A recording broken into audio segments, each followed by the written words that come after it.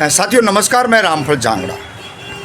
आज मैं हूं भारत कॉलोनी चौक पर और मेरे साथ बाबूलाल प्रजापति जी हैं और रमेश सेन जी हैं। दोनों अति पिछड़े से हैं। मैं रामफल जांगड़ा, मैं भी अति पिछड़े वर्ग से आता हूं।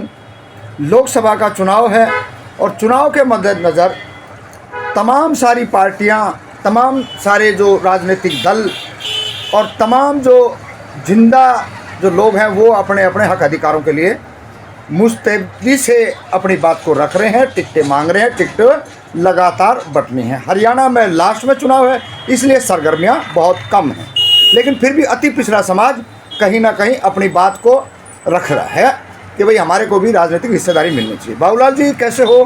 बढ़िया जी। क्या लग रहा है आपको, क्या हरियाणा के अंदर लोकसभा में आपको टिकटें मिलनी चाहिए? मिलनी चाहिए, जरूर मिलनी चाहिए। क्यों मिलनी चाहिए? अति पिछड़े को कम से कम 2-4 सीटें तो मिलनी चाहिए, जो उनका हक है अपनी आबादी के हिसाब से। कितनी आबादी है? 33% आबादी है हमारी हरियाणा के अंदर अति पिछड़े की। नहीं, अति पिछड़े की 33% आबादी है, 2-3 सीटें मिलनी चाहिए। लेकिन कल मैं कांग्रेस कार्यालय में गया था, वहाँ 150 से 200 लोग आए हुए थे। और उन्होंने कहा, कुमारी शैलजा जी से मिले और प्रभारी जो है दीपक बावरिया जी से भी मिले, उन्होंने गुहार लगाई। आप लोगों की, मैं जो यहाँ तक मैं जानता हूँ बीजेपी मानसिकता के आप लोग हो, तो क्या बीजेपी से आप लोग टिकट की गुहार लगाओगे? हाँ, बीजेपी से जरूर लगाएंगे कि उन्हें देनी चाहिए टिकट हमें 2-3 हरियाणा के अंदर। किसी से, विधायक से, एमपी से, आज तो ओबीसी का मुख्यमंत्री भी हरियाणा में है, क्या आपसे कभी वार्तालाप, मुलाकात, कोई चर्चा? अभी तो मेरी उनसे किसी से चर्चा नहीं हुई है इस चीज़ के बारे में। कोई आप लोगों का कोई धरना, प्रदर्शन, ज्ञापन, कुछ कोई ऐसी चीज़ें रही हो फरीदाबाद में? नहीं, अभी तो हमने कोई ऐसा धरना प्रदर्शन नहीं किया, लेकिन हम अपील करेंगे ज़रूर इनसे कि हमें जो है बीजेपी वाले 2 से 3 सीटें जरूर दें लोकसभा के अंदर, जो हमारा हक बनता है। नहीं तो ये हमारा जो पिछड़े वर्ग का वोट है उनसे ज़रूर कटेगा और हम चाहेंगे उन्हें वोट ना दें। और मैं अपने समाज से भी अपील करूंगा कि उनको वोट ना करें। जो हमें हिस्सेदारी देगा हम उन्हीं को वोट देंगे। नहीं, हिस्सेदारी तो बीजेपी ने भी नहीं दी। बीजेपी तो सभी लोकसभा में सभी जो ऊंची जाति के जो ताकतवर जो लोग हैं उन्हीं को दे रही है। तो दे रही है तो हम बीजेपी से हटेंगे, बाइकआउट करेंगे उसका। हम बीजेपी को वोट नहीं करेंगे। और मैं अपने समाज से भी ये अपील करूंगा कि वो बीजेपी को वोट ना दें। नहीं, कोई मुख्य कारण तो बताओगे ना बीजेपी ने? मुख्य कारण यही है कि हमें वो हिस्सेदारी नहीं दे रहे। नहीं, हिस्सेदारी के लिए जैसे आपने कहा भाई हम खुद ही जो है कभी कोई धरना, प्रदर्शन, ज्ञापन नहीं है, तो ऐसे जो सोए हुए समाज को कोई भी राजनीतिक दल कैसे वोट दे देगा? समाज तो जगा हुआ है, लेकिन हम देख रहे हैं और लोगों की आवाज़, लोग आवाज़ भी उठा रहे हैं। कहीं ऐसा तो नहीं है कि आपको लारे लप्पे में रख करके आपका वोट ले लेती है और आपको मूर्ख और नालायक तो नहीं समझ रही है सरकारें? सरकारें ऐसा ही समझ रही है शायद। तो आपके पास क्या विज़न, क्या है, क्या मतलब आप किस दबाव, कैसे दबाव बनाओगे? दबाव मैं तो अपने समाज से अपील यही करूँगा कि भाई बीजेपी को वोट ना करें। जो भी हमारे अति पिछड़े कैंडिडेट खड़े होते हैं उनको वोट करें। और जो भी पार्टी हम नहीं, वोट को वही तो बात आ रही है ना। रमेश जी कैसे हो भाई? आप लोग कैसे सोच रहे हो, आपका क्या मानना है? हमारा तो ये मानना है कि देखो, जो भी हमारी हिस्सेदारी बनती है वो हमारे लिए पहले इशू होनी चाहिए। 3 विधायक, 4 जो भी प्रत्याशी है वो ओबीसी का होना ही चाहिए। नहीं, आप तो विधायक की बात करो, यहाँ तो भी लोकसभा की बात हो रही है, एमपी की बात हो रही है ना। मतलब जो भी है हिस्सेदारी के लिए, भाई जब ओबीसी समाज के बंदों को टिकट मिलेगी, वो खड़े होंगे तो हम पूरा सपोर्ट करेंगे, तो मिलकर उनका साथ देंगे। तो जो हमारे समाज के बारे में सोचे, आगे बढ़ाने के लिए सोचे। जो भी हमारा समाज है वो मिडिल फैमिली या फिर उससे नीचे ही है। हाई सोसाइटी में हमारा समाज नहीं आता।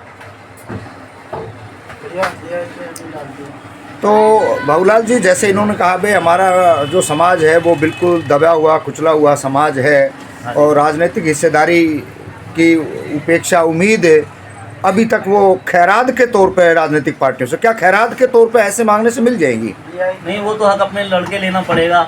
अब हमारे दारा सिंह प्रजापति है मुजफ्फरनगर से, बहन मायावती जी ने उन्हें टिकट दी है, तो वो लड़े हमारे लिए, तो उनको टिकट दी मायावती जी ने, तो हमारा पूरा सपोर्ट रहेगा उनको। और मैं अपने समाज से ये अपील करूँगा कि भाई ज़्यादा से ज़्यादा उनको सपोर्ट करें। क्या आप सपोर्ट करें। खाली दारा सिंह के लिए करोगे या तमाम जो लोकसभा चुनाव है तमाम लोगों के लिए अपील हम करोगे? तमाम लोगों के लिए अपील करते हैं जो अति पिछड़े वर्ग में आते हैं, जिनको हमारी सरकार हिस्सेदारी दे रही है। जो भी पार्टी हमें हिस्सेदारी देगी हम उनको वोट करेंगे। रमेश जी, आप ये बताओ, जननायक कर्पूरी ठाकुर ने ओबीसी में 16 और 11 किया, और जिसमें 16% अति पिछड़ों को देकर किया। आज तक हरियाणा के अंदर है, उनको कहीं भी स्थान नहीं मिला है। ऐसे में आप लगातार, जब भी मैं आता हूँ, आप बीजेपी की भाषा बोलते हो, बीजेपी आरएसएस की चर्चा करते हो। ऐसे में आप लोगों को कौन टिकट देगा? जवाब दो ना। देखो जी, टिकट नहीं मिलती तो पहली बात तो जो भी हमारा समाज है, ओबीसी समाज जो अति पिछड़ा वर्ग है, इसके अंदर कुछ बंदों को आगे आना पड़ेगा। आगे आने का मतलब ये है कि अगर टिकट नहीं मिल रही तो उनको निर्दलीय ही अपना को दिखाना पड़ेगा। किंग मेकर भूमिका की बात कर रहे हो? हाँ, किंग मेकर बनना पड़ेगा भाई। समाज में आगे आए, निर्दलीय प्रत्याशी खड़े हों, एक चेहरा उभरे, ताकि समाज को पता लगे कि हाँ भाई हमारे समाज से खड़ा है, ये हमारे लिए कुछ करेगा। ठीक है, कोई नहीं, देखो हार जीत एक अलग चीज़ है, लेकिन एक चेहरा बनना, एक फेम बनना समाज के लिए बहुत अच्छी चीज़ है। मैं तो यही चाहता हूँ, अगर टिकट नहीं मिलती तो बंदे को अपने समाज में, मैं चाहता हूँ कि बंदे ऐसे आगे आए कि जो समाज के लिए खड़े हों, चाहे निर्दलीय खड़े हों। फेस वैल्यू हार जीत से नहीं होती, लेकिन जो एक अति पिछड़ा वर्ग का जो फेम बनेगा कि हाँ भाई इसमें भी बंदे हैं जो कुछ अपने समाज के लिए चाहते हैं। भाई हमारी हिस्सेदारी सबसे ज़्यादा है, हमारी हिस्सेदारी सबसे ज़्यादा है। टोटल मिला के 60% तो मान लो पूरे हिंदुस्तान में, जैसे फरीदाबाद की बात करते हैं 33% ओबीसी है। तो हम तो ये चाहते हैं कि देखो अगर टिकट नहीं मिलती तो हमें निर्दलीय कैसे? देखिए, दो बातें हैं आपकी। एक तो आप कह रहे हो कि हम कोई धरना प्रदर्शन ज्ञापन नहीं है, दूसरी पार्टी संगठन के लोगों के साथ आप रहते हो। जब आप जैसे युवाओं की उम्मीद जो है वो तो आप पर रुकी हुई है, जब आप लोग ही कहीं इधर उधर है उनके साथ रहोगे तो समाज में खड़ा कौन होगा? भाई 70 साल का बूढ़ा तो खड़ा हो नहीं सकता है। आप जवान व्यवस्था में अगर संघ में, बीजेपी में या अन्य दलों में रहोगे तो आपका तो बहुत बुरा हालात होने वाली है। आप स्पष्ट क्यों नहीं कहते कि टिकट नहीं तो वोट नहीं? देखो, टिकट नहीं तो वोट नहीं, चलो एक जरिया है, मानते हैं, लेकिन अपना जो मत का है उसका उपयोग करना जरूरी है हमें। ठीक है, मैं ये नहीं चाह रहा कि आप बीजेपी को वोट दो, मैं ये नहीं चाह रहा कि आप कांग्रेस को वोट दो। ठीक है, मैं सिर्फ ये चाहता हूँ कि हमारे समाज से, जैसे हम हो गए, बाबूलाल हो गए, जैसे भी हमारे वो है, अगर टिकट नहीं मिलती तो निर्दलीय फेम भी तो बनना चाहिए। क्या आह्वान करोगे समाज को, अति पिछड़े वर्ग को? मैं ये आह्वान करूंगा, अति पिछड़ों को ये आह्वान करूंगा, अगर टिकट नहीं मिलती, कोई पार्टी टिकट नहीं देती, चाहे वो बीजेपी हो, चाहे वो सपा हो, चाहे वो बहुजन समाज पार्टी हो, चाहे वो भाजपा हो, कांग्रेस हो, कोई भी पार्टी हो, समाज में नाम बनाने के लिए पहले बंदे को खड़ा होना पड़ता है।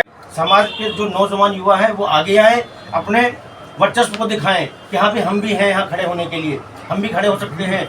क्या निर्दलीय जीत के बंदा लोकसभा में नहीं बैठ सकता? जब सीट निकलेगी तो बैठेगा वो।